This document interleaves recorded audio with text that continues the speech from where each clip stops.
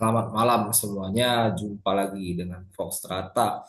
Hari ini kita akan membicarakan Negonomy Project.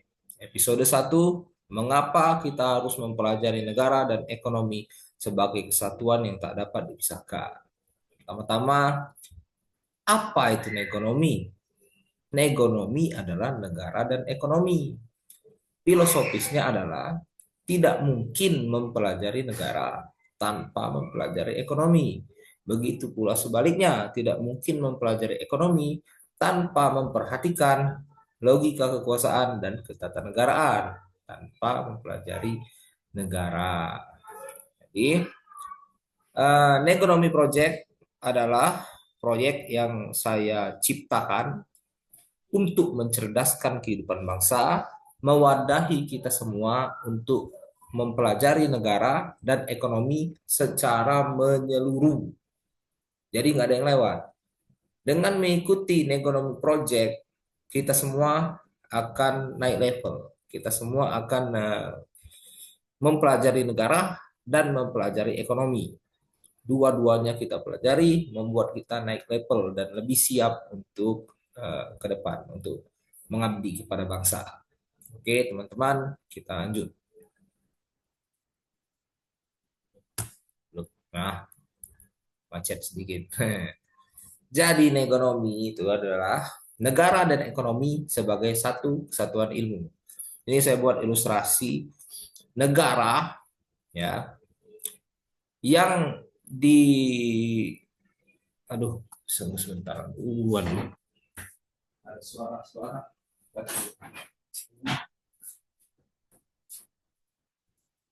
Maaf, tadi saya nutup pintu biar suara luar tidak ikut masuk sini ya. Ada lagu anak-anak. Oke, apabila kita mempelajari negara, menyelenggarakan negara tanpa memahami logika pasar ya, maka pincang. Begitu juga apabila menjalankan ekonomi tanpa memperhatikan sistem ketatanegaraan, logika kekuasaan, maka dia juga akan pincang. Nah, ini masalah umumnya negara dipelajari tanpa memahami logika pasar. Ekonomi dipelajari tanpa memahami kekuasaan negara. Coba kita berhenti ngomong dulu, kita ke konkretnya. Konkretnya seperti ini. Misal negara ini dipahami tanpa logika pasar. Misal seperti sorry to say, misal sebuah negara memiliki idealisme, seorang presiden memimpin negara memiliki idealisme untuk mensejahterakan rakyatnya ya, untuk mensejahterakan rakyatnya dia melakukan hilirisasi, misal hilirisasi nikel atau yang lainnya ya, akan tetapi dia tidak memperhitungkan sebenarnya ada pasarnya nggak di sini. Nah, sebenarnya menguntungkan atau tidak? Apa iya nikel yang dihilirisasi benar-benar diterima di pasar? Atau jangan-jangan cuma berapa persen saja kebutuhan mobil listrik itu? Misal mobil listrik katanya membutuhkan nikel, itu cuma sekian persen dari kebutuhan mobil listrik. Paham? Jadi harus harus tahu dulu pasar dunia ini seperti apa, baru bikinlah kebijakan. Nah, itu contoh apabila menyelenggarakan negara tanpa mengetahui ekonomi atau niatnya bagus, mesejahterakan rakyat dengan MBG, dengan sekolah rakyat, tanpa memperhatikan sudah ada entitas bisnis itu sebelumnya. Katakanlah bisa mengganggu ini keseimbangan pasar atas kegiatan bisnis yang sudah ada tanpa dia tanpa dia sengaja gitu. Nah, itu apabila negara dijalankan tanpa mengerti, memahami ekonomi. Sebaliknya, misal ekonomi ini dipahami tanpa mengerti kuasa negara. Misal untuk mendorong mendorong perekonomian, misal suatu negara memberikan insentif, baik itu pajak, kemudian baik itu subsidi, akan tetapi karena dia terlalu optimis dan dia terlalu mengandaikan idealisme dia itu tidak pada lapangannya, oh ini pasti jalan. Dia tidak mengerti lapangannya di negara. Itu bocor. Subsidinya salah sasaran, insentif pajak juga salah sasaran.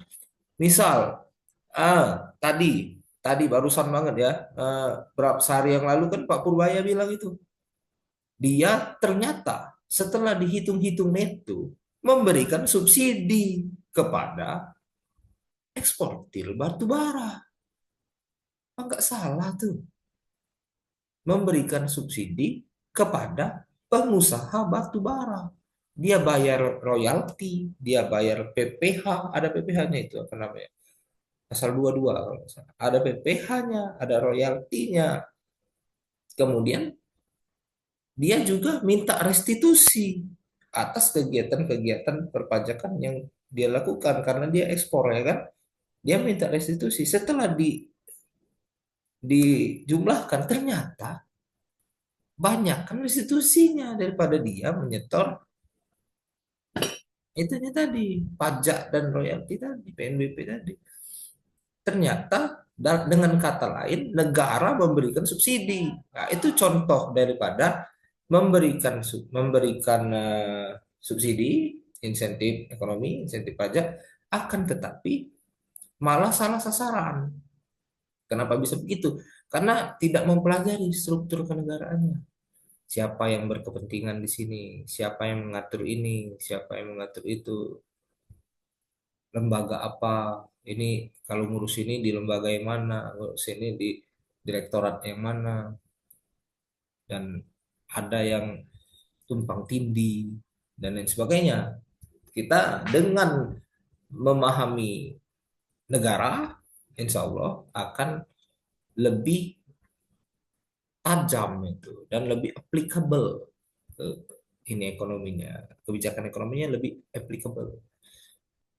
Seperti misalkan niatnya bagus, menambah likuiditas masyarakat, ditaruh di perbankan, perbankannya malah beli dolar, misal. Ini saya nggak tahu kenapa uang 200 T itu tidak mampu menurunkan bunga, ya, bunga kredit, ya.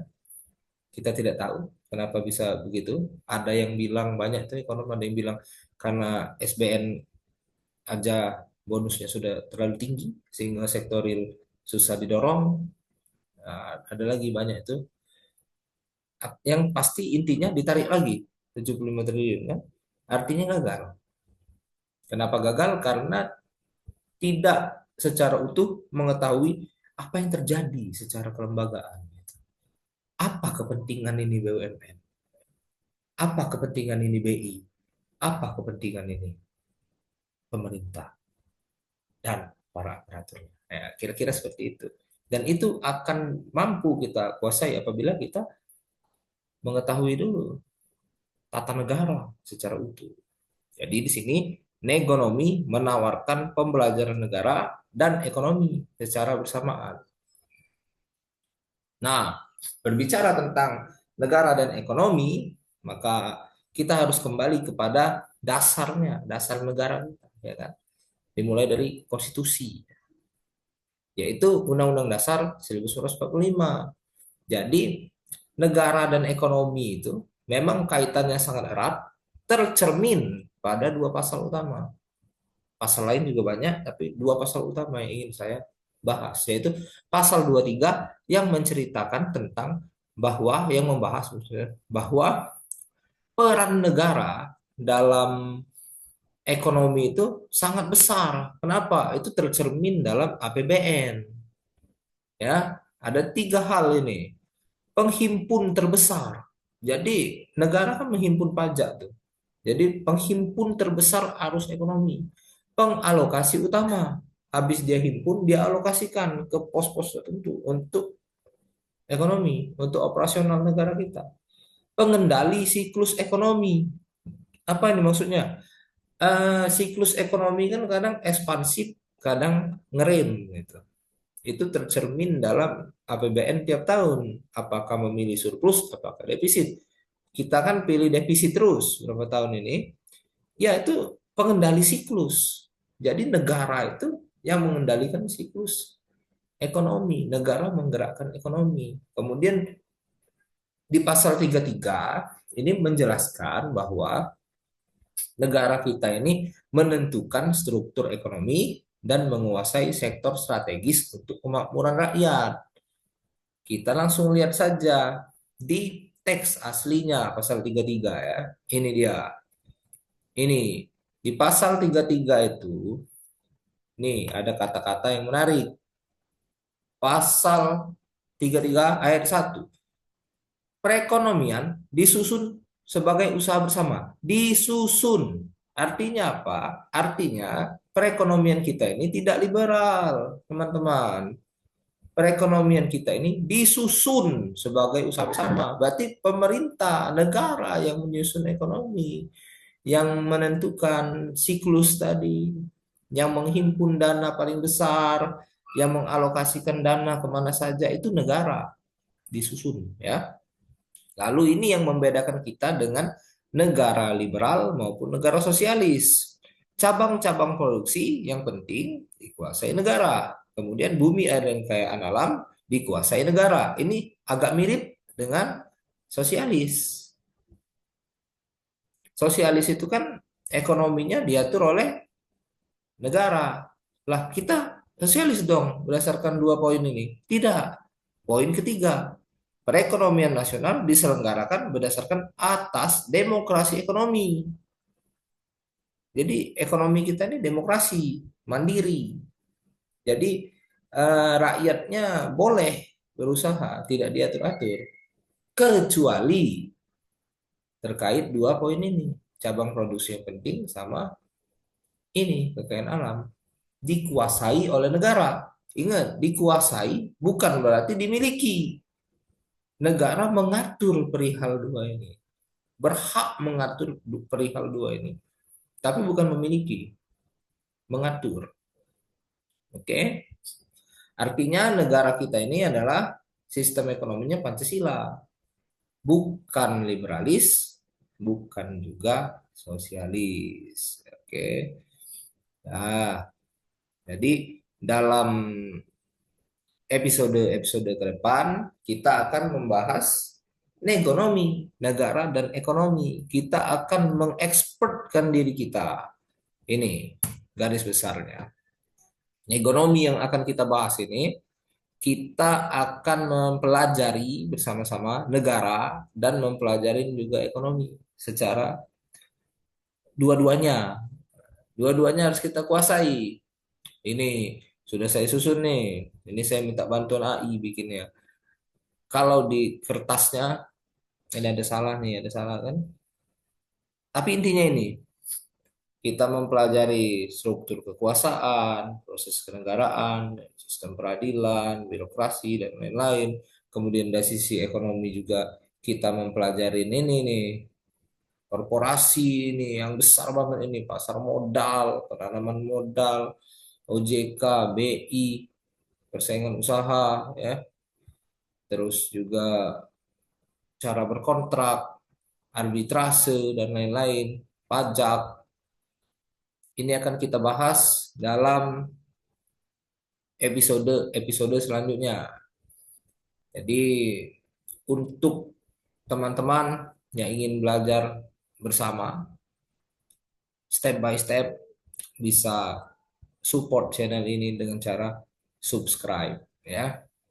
Akan ada update terus pembelajaran kita, negara dan ekonomi. Bukan salah satunya, tapi dua-duanya kita pelajari. Ya, saya kira itu saja. Thanks for watching.